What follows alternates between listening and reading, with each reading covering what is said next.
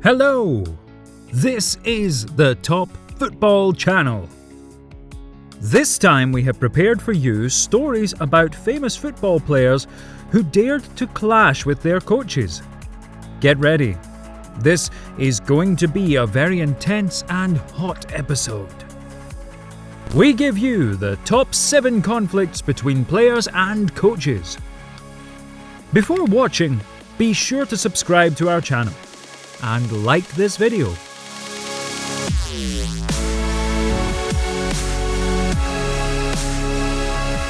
Cristiano Ronaldo is a great and ambitious footballer. He hates losing and obviously strives to become a coach after his playing career. Despite this, the Portuguese will never get along with anyone who goes against him. This was the reason why his work with Rafael Benitez at Real Madrid was ruined. The problems began when Cristiano didn't like the Spanish specialist's coaching methods. The Real Madrid leader even allowed himself to leave training without permission. Benitez, in turn, told reporters that Ronaldo is one of the best with whom he worked, but still not the best. After such a scandal, communication between Cristiano and Rafa changed for the worse, as did the results of Real Madrid. In November 2015, Ronaldo didn't hold back his anger and took some desperate measures. Gazzetta dello Sport wrote that the player came to Florentino Perez and gave him an ultimatum. It's either me leaving or Benitez. The president of Real Madrid preferred Ronaldo and fired the gaffer. After Rafa left, El Confidencial wrote that Cristiano told the team that Real lost too much time with Benitez. An unpleasant story, but Ronaldo can't be defeated.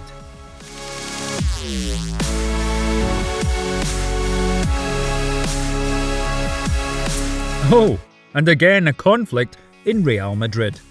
Gareth Bale and Zinedine Zidane's relationship hasn't always been bad. When the Welshman first started working with the French coach in 2016, there was no quarrel between these two. But on the contrary, only professional and respectful communication.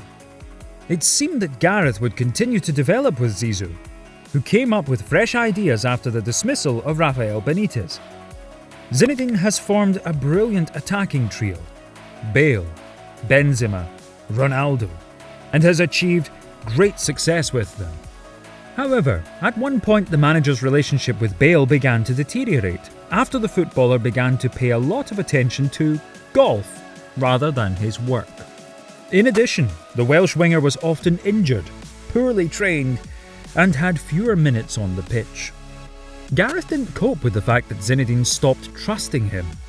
At first, Bale had complaints, but then he simply forgot about Real Madrid and about football in general.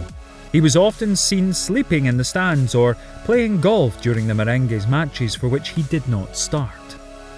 At the same time, Zidane criticised Bale publicly and even tried to sell him to China. Last summer, during the summer pre-season, the coach of the Madrid club said, "We are working on the transfer of Bale to another team. We hope he leaves soon. It will be better for everyone." Wow, it was a shock for the player. He was never sold, but he decided to take revenge. After qualifying for UEFA Euro 2020 with the Wales national team, Bale happily waved the flag that said Wales, Golf, Madrid, in this order. It is unlikely that Zinedine appreciated such an act. Gareth was eventually loaned to Tottenham, and it is unlikely that he will return to the Santiago Bernabeu next summer. It's a shame to accept, but they didn't insult each other in the press and parted with at least some respect in mind.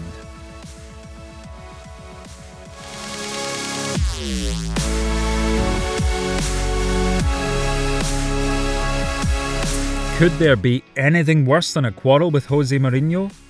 Ask Paul Pogba. 4 years ago, having returned to Manchester United from Juventus for €105 million, the player was supposed to take a second chance in England. And it is important that the Frenchman was bought at the request of Mourinho himself. However, Paul and Jose were never close. After a short time of performing, the midfielder questioned the coach's defensive tactics and said that United should always play in an attacking manner.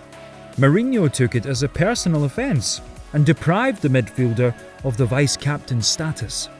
Soon the situation escalated into bullying. Jose called Pogba a lazy footballer, got angry about his posts on social networks, constantly made comments to him during training, and left him out of the starting 11. Moreover, the special one accused agent Mino Raiola of badly affecting Paul. Over time, the team split into two camps: those who support Pogba and those who continue to believe in Mourinho. The atmosphere became increasingly toxic until Jose was fired after 2 years at Old Trafford. Only, it didn't help Paul much. The Portuguese manager was replaced by Ole Gunnar Solskjaer, and in the beginning, his confidence in the French midfielder was evident. Pogba shone in the first matches under the Norwegian, but later on his game progress disappeared again. Paul's future at Manchester United seems dim to this day. He is no longer the same as before. Here's what 105 million euros means sometimes, friends.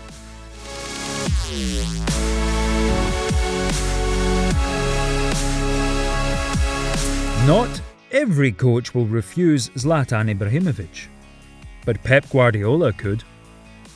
As a reminder, in 2009 Zlatan moved to Barcelona from Inter as a superstar. The Catalans signed the Swede for 46 million euros and even gave Samuel Eto'o in return. Ibrahimovic played 46 matches in all tournaments at Barca, scored 22 goals and made 12 assists.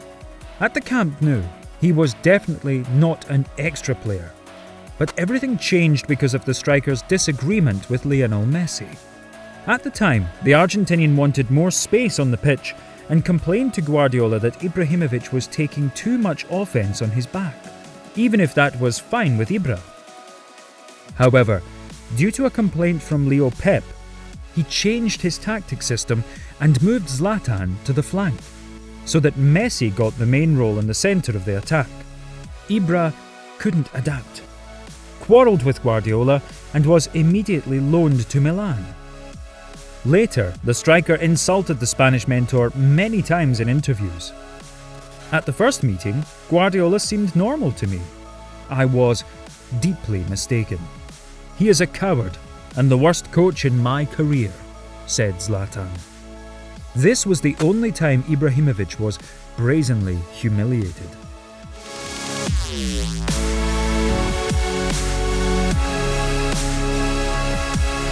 Mario Balotelli, a child in the body of an adult.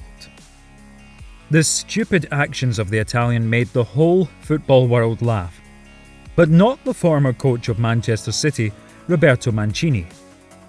The manager had to endure conflicts with Super Mario for several years and at the same time squeeze the maximum out of him on the field.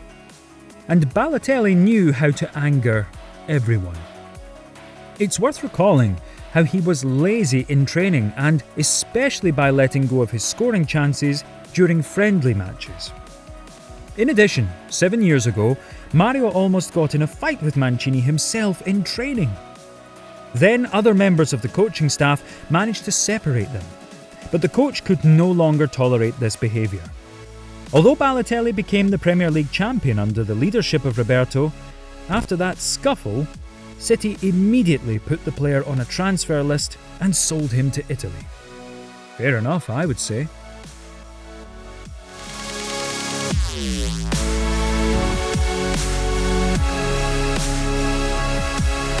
The 2010 World Cup was a huge disappointment for the French national team of Raymond Domenech. At the World Cup in South Africa, the Tricolore took the last place in the group and returned home in disgrace. During the break of the match with Mexico, in which the French team lost sensationally 2-0, Domenech criticised striker Nicolas Anelka for not helping the defence diligently enough. In response, the player swore at the coach. "F*** you, you filthy son of a b***." Raymond was shocked by the player's words and substituted him with André-Pierre Gignac, and then generally left Anelka out of the national team. The next day, the situation intensified. After another loss, an enraged Patrice Evra got into a fight with fitness coach Robert Duvert. Domènech had to calm them down, and the whole team immediately stopped training. Imagine, even then French President Nicolas Sarkozy tried to settle the conflict. As a result, Evra was suspended from playing for the national team for 5 matches, and Domènech resigned, because he made such a promise even before the start of the World Cup. What a drama it was back then.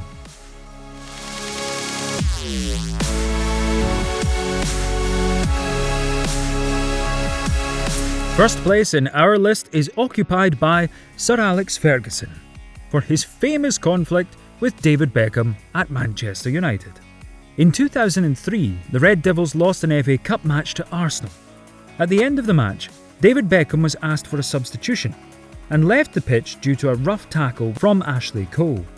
After the final whistle, Cole entered the Mancunian's locker room to inquire about the health of Beckham, with whom he was friends. However, Ferguson saw their meeting and was terribly angry. The Scotsman, in front of all United's players, criticised Beckham, saying that Cole got him on the flank. But instead of being silent, David replied, "OK, then Arsene Wenger beat you." Boom! And then something terrible happened.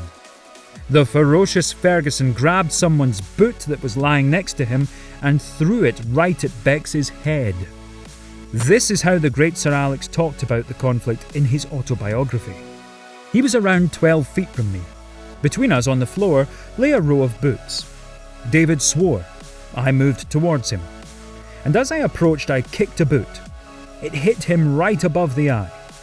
Of course, he rose to have a go at me, and the players stopped him. Oh, sometimes Fergie's methods and his winning mentality is giving birth to a real war. It is quite expected that Beckham began the next season not in Manchester, but at Real Madrid. The player and coach have come a long way, but parted not in the friendliest way. Although in May last year, they still met at the match between the legends of Manchester United and Bayern Munich. As for today, everything is fine between them. Let it stay that way. Friends, what are the hottest roasts between a player and a coach in the history of football? Write them in the comments below. Oh yes, and don't forget to subscribe to Top Football Channel. Thank you for watching. Let's just wait for the new releases. Bye bye.